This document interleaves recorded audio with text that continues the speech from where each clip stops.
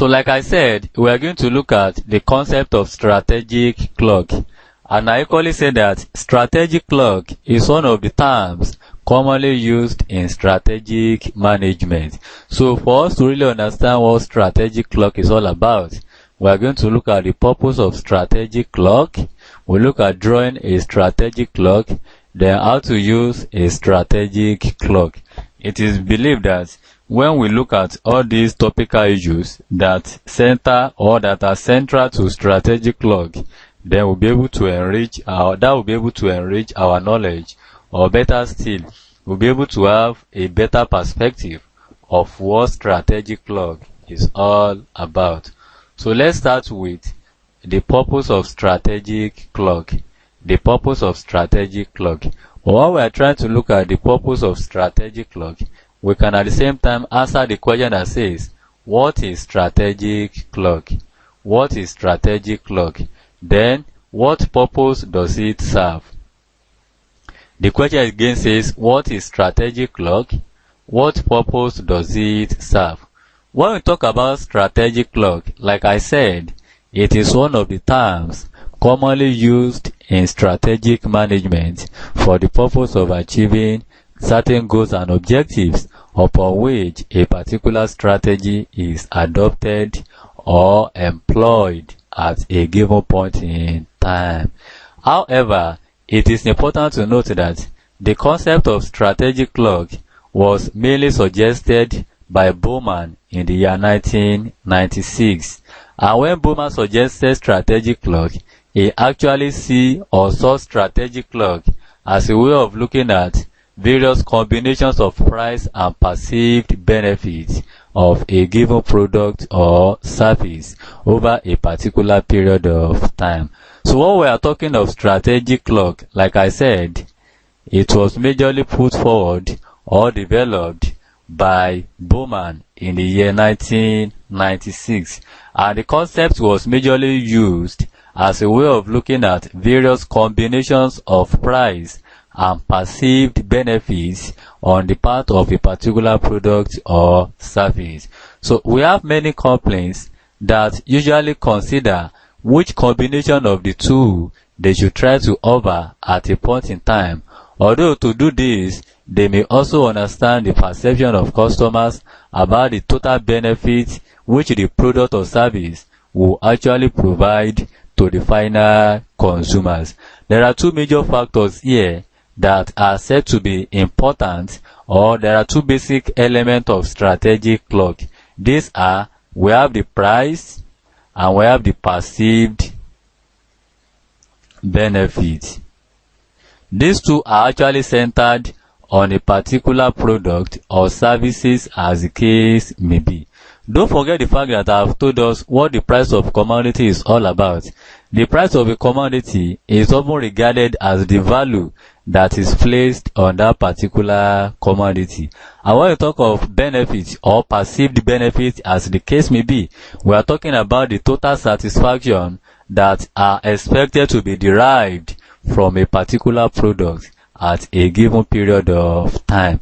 Or better still, we can call it the utility to be derived, or satisfaction to be derived from the consumption of certain production process of goods and services, or product and services as the case may be. So in this case, when we look at these two basic elements of strategic clock, the price and perceived benefit, it is important that appropriate or rational firms, as the case may be, are able to put measures in place on how to achieve these two basic elements. Which of these factors can be easily influenced by a particular firm with a view to achieving certain goals and objectives upon which the firms are actually established. Though it depends on various structures that exist in the market. So, but whichever way, it is often believed that the main goal of every firm on one hand is to make profit,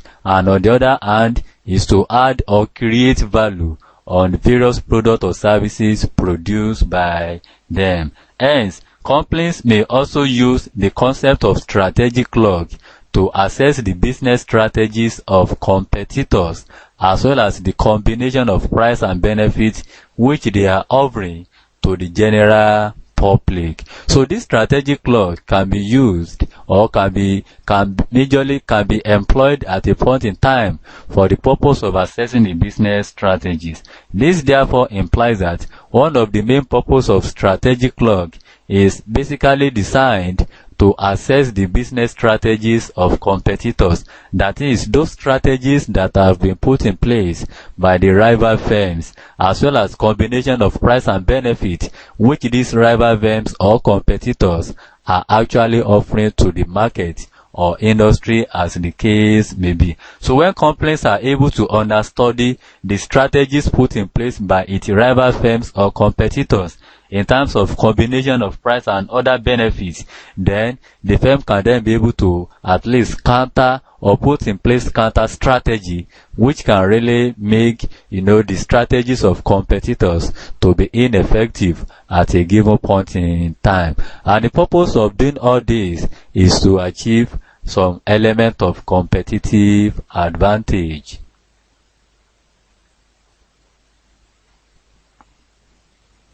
So let us look at a strategic clock. Let's look at a strategic clock.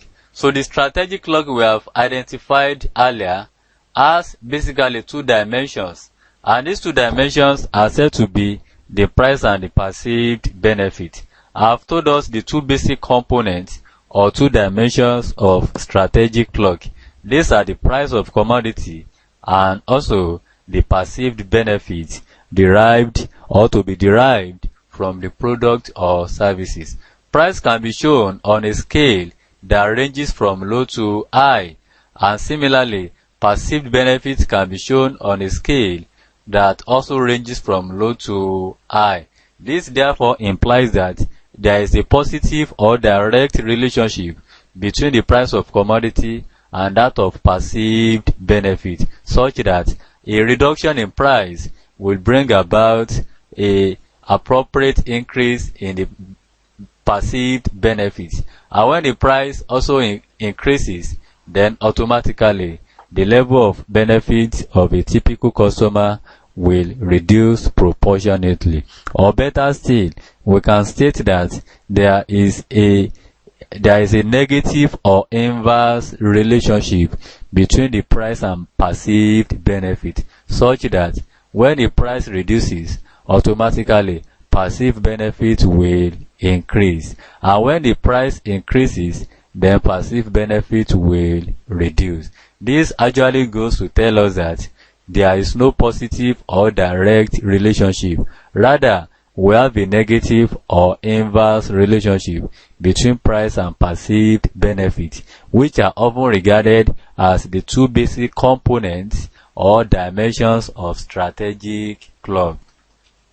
The clock in this case basically consists of a series of business strategies, and each of these business strategies is actually shown as the hand of a clock which is pointing in the direction of a combination of price and other perceived benefits.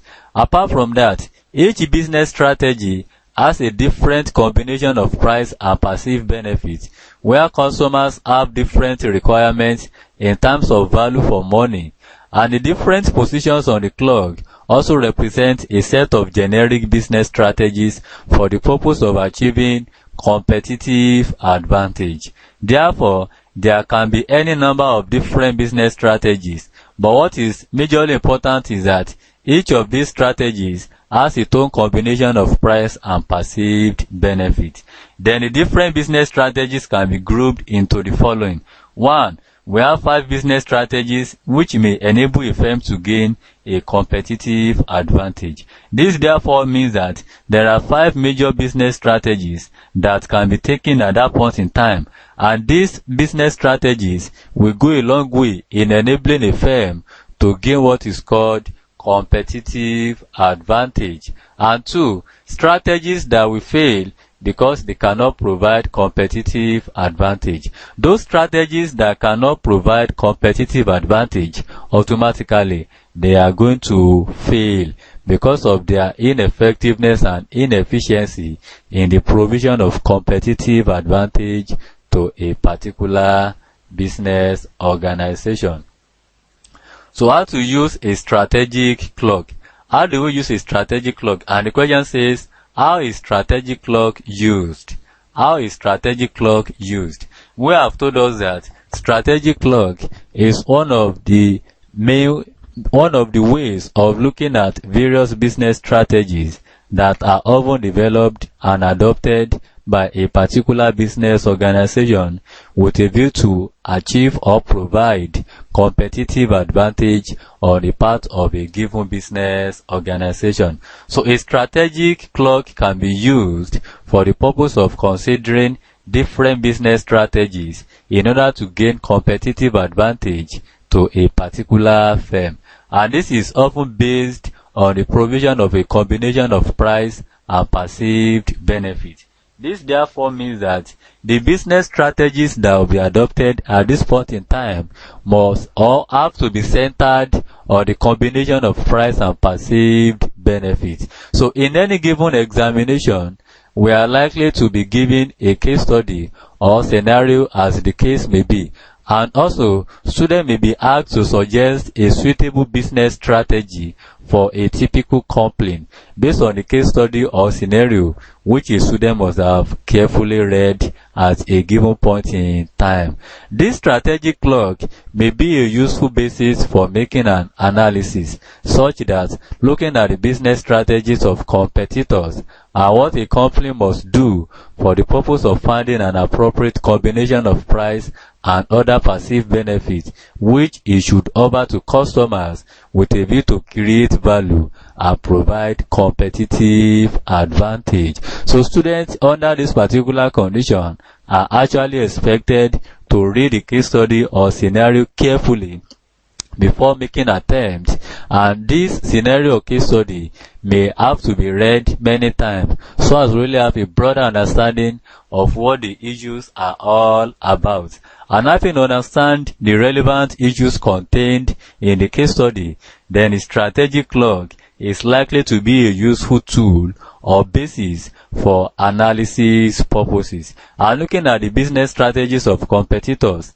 there is a need for appropriate strategic clock to be developed so as to see various business strategies that can be developed by a firm based on the combination of price and perceived benefits which it should offer to customers in order to provide competitive advantage as well as creating or adding value to the product or services. So the 5 broad group of business strategies which might succeed are: we have a no-frills strategy. When we talk of a no-frills strategy, we simply refer to position 1 on the clock. We have a low price strategy, that is position 2 on the clock. We have what we call a differentiation strategy, that is position 4 on the clock. We have a hybrid strategy, that is position 3, and we have a focused differentiation strategy, that is position 5 on the clock. These are the 5 broad groups of business strategies which are likely to succeed from a particular case study or scenario that requires the use of strategic clock for the purpose of analyzing the business activities of the firm. So these 5 broad categories of business strategies will go a long way in achieving broad goals and objectives as well as providing competitive advantage to the firm. So let's look at each of these 5 strategies one after the other and the positions they actually occupy in the strategic clock. So we have position 1, that is no-frills strategy. No-frills strategy. But meanwhile, a question says, write short note on group of business strategy. Write short note on group of business strategy. Don't forget the fact that we have been able to identify 5 major broad groups of business strategy, and we have actually categorized them into different positions from position 1 to position 5. So let's start with no-frills strategy, which is actually contained in the first position. When we talk of a no-frills strategy is often a strategy or regarded as a strategy which is majorly designed or employed for the purpose of offering a product or service at a low price and with low perceived benefit.